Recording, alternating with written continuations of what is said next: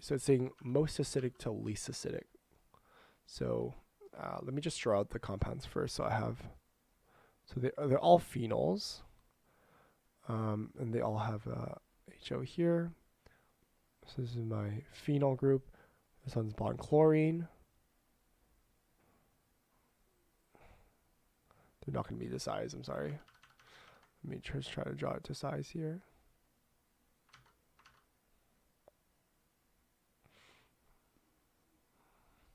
I'm really bad with drawing hexagons on my tablet. H plus, this is minus, this is a double bond O. That's good. And then we have OHO.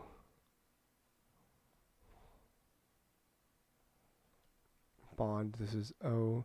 So we have an ether here, and then finally we have this would be a ketone here. That looked really bad. This is bond O and then bond. Okay, so we have these 4 compounds. Let me just zoom out here. We have these 4 compounds. It's saying rank the following phenolic compounds in order of acidity. So it's saying we're ranking it, right? So this here is a solution, but how they figured this out in terms of this is from least acidic to most acidic, right? So this is from least acidic. They want from least acidic to most acidic, I think. Yes, I think this is least acidic to most acidic. So let me just draw that out for you. This is, they want from in order of acidity. So we're going from least to most acidic.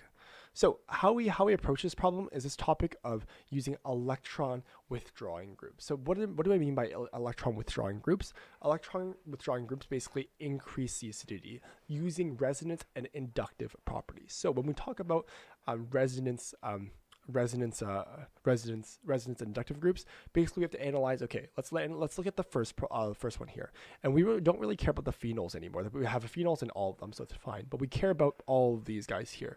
So basically this group here, this group here, this group here, and this group here. So we care about these guys here. And we have to determine if it's a good electron withdrawing group, then it's going to increase acidity. So let me just write that down for you. So good, I'm going to use EWG, means higher acidity. So the good, what does it mean when we talk about good electron withdrawing group? It's going to basically deactivate the benzene ring here, right? It's going to make the benzoic acid more acidic. So the moment I deprotonate this, the acid here, it's going to become the anion is going to become more acidic, because basically the electron here acts as an electron sink, and what it's going to do is going to help stabilize our benzoic acid, or the phenolic acid in this case here. So let's look at this first one here. We have a phenol and we have a chlorine group. This chlorine group doesn't really do much in terms of resonance and inductive properties. It does have inductive properties, so it doesn't have resonance, but it's inductive, right? Because I know that this chlorine here is partial negative, which makes this carbon partial positive, right? So that's all it's doing here. It has inductive property here. So let me just draw out. Let me just draw this out in black. Actually, this would be partial negative, which makes this partial positive. So there's an inductive effect. So I'm going to say I here. That's good, but it doesn't really help. Remember, good withdrawing groups have both inductive and resonance properties, right? So it has resonance. It's resonance stabilized, and it's also inductive. So the electronegativity it's also being stabilized by that. So the first one's not as acidic. That's fine.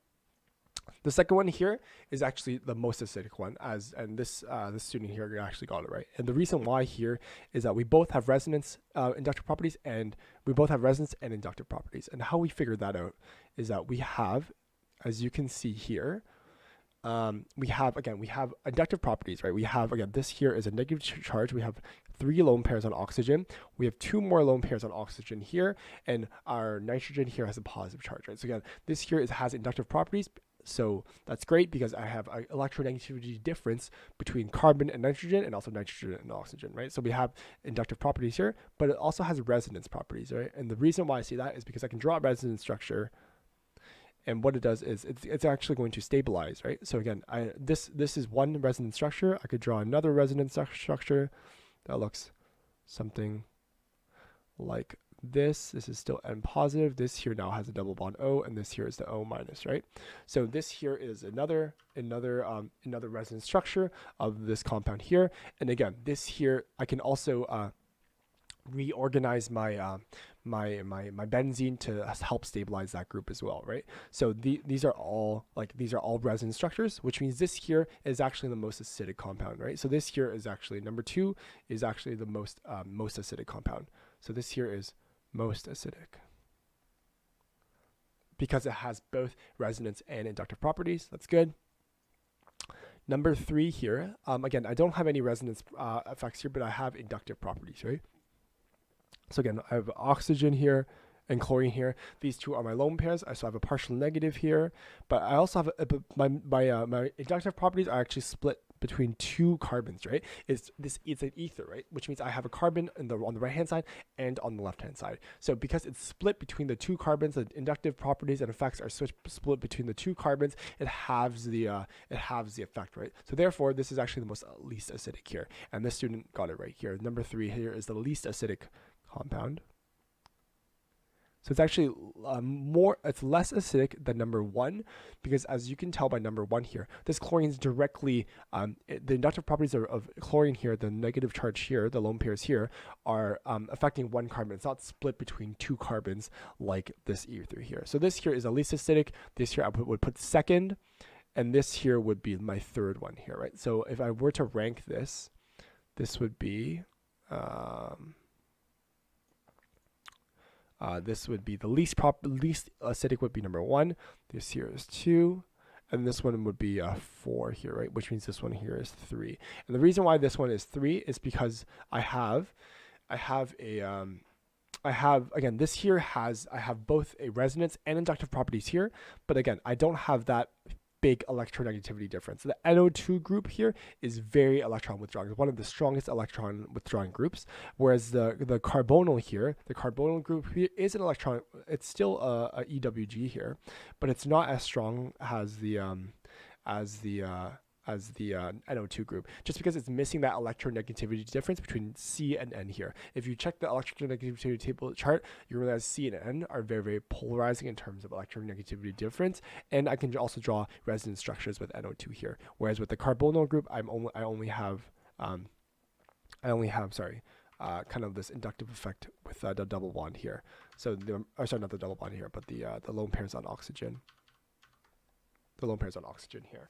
So with that being said, again, I can finally rank the order. Again, the ether phenolic group is the least acidic, and then it's the chlorine, the halogen, and then it will be with the carbonyl group on, this is a ketone on the side, would be the next one, and the most acidic compound would be the one with the NO2 group, the nitro group, which is most acidic, because it's, again, a good withdrawing group, is both stabilized by, the acid you make by deprotonating is then stabilized by both the resonance structures and inductive properties.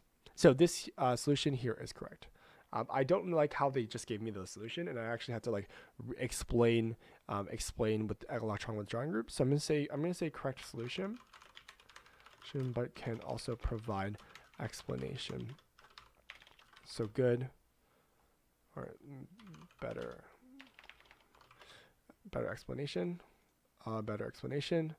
good electron withdrawing groups. So EWG create or make for better acids because they stabilize the anion when compound is deprotonated, protonated through, and this is through resonance and inductive effects. And then what they can say, we can say is NO2 has both resonance and inductive properties, most acidic, and then it would be, and then it would have the carbonyl group. So this is carbonyl has inductive properties, and then Cl has inductive properties, and also chlorine has inductive properties. And actually, carbonyl has inductive and resonance. Sorry, and resonance properties. Cl is acidic. Okay, cool. Solution here is correct.